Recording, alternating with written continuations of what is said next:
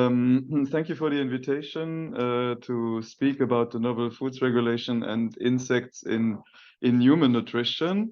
My name is Klaus Berend, and I'm the Director of Food Safety, Sustainability and Innovation in DG Health and Food Safety of the European Commission.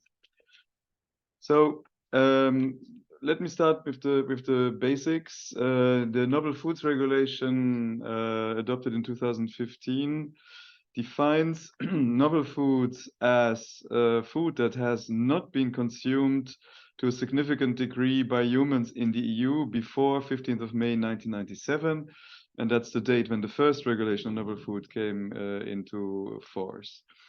Novel foods can be newly developed, innovative foods, food produced using new technologies and production processes, but also food which is or has been traditionally used in third countries and eaten by humans outside of the EU. And the underlying principles of the Novel Foods Regulation are that novel food must be safe for consumers. It must be properly labeled so that it does not mislead consumers. And if it is intended to replace another food, it must not differ in a way that the consumption of the novel food would be nutritionally disadvantageous for consumers. It is required that novel food is evaluated and has received a pre-market authorization in line with the above principles before it can be sold. Now, insects would fall under Article 3V of the regulation, and I go back to the previous slide, which contains this. So it is food consisting of isolated from or produced from animals or their parts, and indeed except those, of course, for which there has been a history of consumption prior to May 1997. There's a further, more specific definition for insects in Commission Delegated Regulation 2022/2292, and it's reproduced here on the slide, and I'm not going to read it, and I'm certain that you are all quite familiar with it. So what is the process to get a novel food authorized? In general, an application is submitted by an interested company, but the Commission can also do it on its own initiative. But the regular case is an application by a company. And then the Commission makes the application available to all the member states. It makes a summary of the application publicly available on a specific website. And then the Commission can decide whether or not to consult the European Food Safety Authority, EFSA. I mean, the regular case, in particular, if it is an application for a new novel food type, we do consult EFSA in order to make that verification that the novel food is safe and corresponds to the other principles that I mentioned in the beginning. But if it is, for example, just an update of an already authorized novel food that is not likely to have any effect on human health, the Commission can also proceed with the next steps in the process directly without consulting EFSA. EFSA has a certain time frame to emit its opinion on the application, which is then shared with the applicant and also with the member states for possible reactions and comments. And then in order to get the novel food authorized and get it into the catalog or in the union list of authorized novel foods, the Commission has to prepare a regulatory act that is discussed with the member states in a standing committee where all of them are represented, and then they vote on the Commission proposal, and the Commission can proceed if it has a qualified majority of member states supporting it.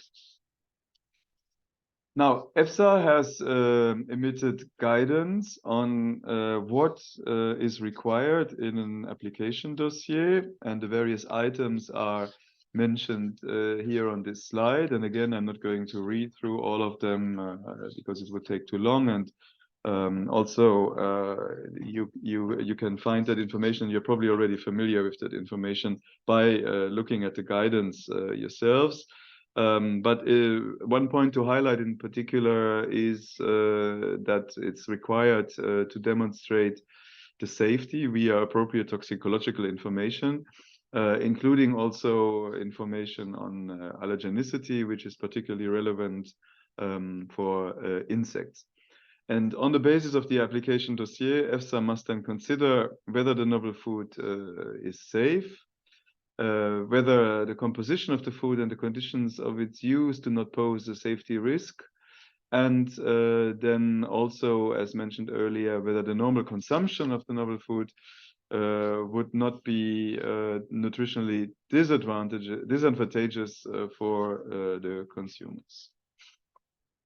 An important element to mention also is that the companies who apply for authorization and submit the data as required, they can obtain protection for these data, leading to a market exclusivity of 5 years if they so request. So the proprietary data and the investments that were made to generate them and submit the application are protected for a period of 5 years. I mean, other companies can, of course, still apply also for authorization, but they have to provide their own data, or they have to obtain the right of access to the data from the company that has the data protected. Currently, all the data in the application dossiers for insect species authorized under the novel food regulation are protected. So the companies are making use of this possibility to protect their investments. Here, a bit of an overview about the number of novel foods authorized in total. These are 186, and out of these, 10 are so-called traditional foods from third countries, where the applications must demonstrate that there is a history of consumption of at least 25 years. On the right side, you have a diagram that explains the main uses for which the novel foods have been authorized, and the biggest group are indeed food supplements or various bread categories, milk-based products, and breakfast cereals. Now, looking more closely at the insects that have been authorized, and the previous speaker had already some numbers that on that. So we have 4 species already authorized, and they are listed in the left box. And for a number of other species and specific preparations therefrom, applications are under assessment by the European Food Safety Authority. And just to mention that the fact that one of the insects here, the Tenebrio molitor, is in both situations precisely because of the data protection. So a second application for this species from another company than the one that obtained the first one is ongoing. Now, as an example on this slide, you see how the listing, the union list of novel foods looks like for one of the insect species authorized. So it provides the name and also the conditions under which the novel food may be used, including the food category where it can be used, and if relevant, maximum levels by which it in which it can be used in these food categories. Then quite important also in relation to insects, we have the labeling requirements specified in the union list, and of course those wishing to place the novel food on the market in the authorized food categories, they have to respect these labeling requirements. And for the insects in particular, this includes the indication that it may provide allergies to consumers with known allergies to crustaceans and products thereof, and also to dust mites. So this requirement is quite important and relevant in the context of novel foods from the authorized insect species. And then where indeed the company that applied for the authorization has obtained data protection. This is also indicated in the catalog, the specific period, and also who the owner of the data is, and therefore has the rights of protection. In the second table in the union list, there are further specifications for the novel food authorized, including a more elaborate description and how it has to be produced, the particular characteristics, limit values for certain substances of concern, such as heavy metals or mycotoxins, and so forth. So all of this, of course, is emanating from the EFSA opinions that we get on the novel food application. And then, as the second to last slide, we have here information that originates from EPIF. So I want to recognize in particular the data source also, where you see on the left the forecast and the expected production of insects as food, and compared to the use in feed. This is a rather small market, so far only about 5% compared to what is already used in feed. But still, as you can see on the right-hand side, the number of consumers that will be reached and are consuming insects or proteins from insects is expected to grow significantly.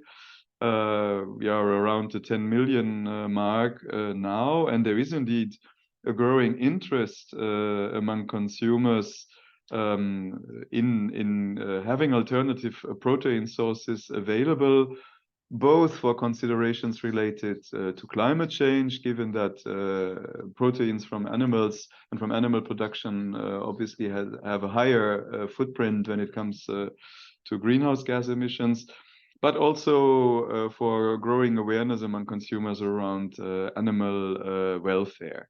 And obviously, in other parts of the world, this is much further developed. There are around 2 billion people on the planet that consume regularly insects as foods. And with that, I would like to thank you for your attention. And you have further links on where you can find more information on this slide. And Piero, obviously, you can make the slides also